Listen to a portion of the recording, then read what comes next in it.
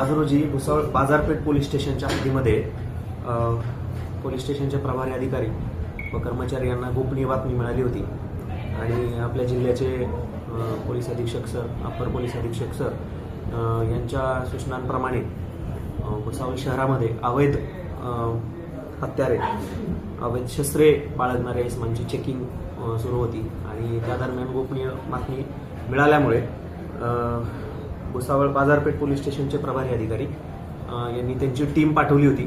त्या टीममध्ये PSI भारती काळे आणि इतर DB पथकातील कर्मचारी होते. तर त्या टीमला भुसावळ बस स्टँडच्या एरियामध्ये रिक्षा स्टॉपजवळ एक इसम हा गावठी पिस्टल घेऊन मिळून आला.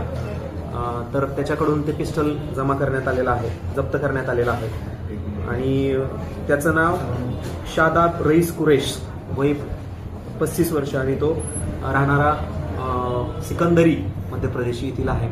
आणि त्याला ताब्यात घेऊन त्याच्याकडं चौकशी केली असता पुढील बाबी निष्पन्न झाल्यात, ज्याच्यामध्ये त्यानं Ashok garden police station Madhya Pradesh इथं त्यानं एक अटेम्प्ट टू मर्डरचा गुन्हा आहे त्यांच्याकडे दाखल. तो गुन्हा केल्यानंतर तो तिथून फरार झाला होता आणि त्याला आपण भुसावळ इथं ताब्यात घेतला आहे. त्याची पुढील प्रक्रिया सुरू आहे. त्याला ताब्यात घेऊन आपण त्याच्यावर गुन्हा दाखल केलेला आहे आर्म ॲक्टनुसार आणि मध्य प्रदेश पोलिसांना संपर्क केला असून तिकडच्या गुन्ह्यामध्ये पण त्याला आम्ही नंतर वर्ग करणार आहे. सर, आरोपीची पार्श्वभूमी काय? आरोपी जो आहे या गुन्ह्यातला त्याचं रेकॉर्ड चेक केला असता त्याच्यावर एकूण 15 गुन्हे दाखल आहेत. नेमका हे जे गुन्हे आहे कोणकोणतं पोलीस स्टेशन व राज्याबाहेरचे आहेत ते गुन्हे? हे गुन्हे बरेचसे मध्य प्रदेशमधील आहेत.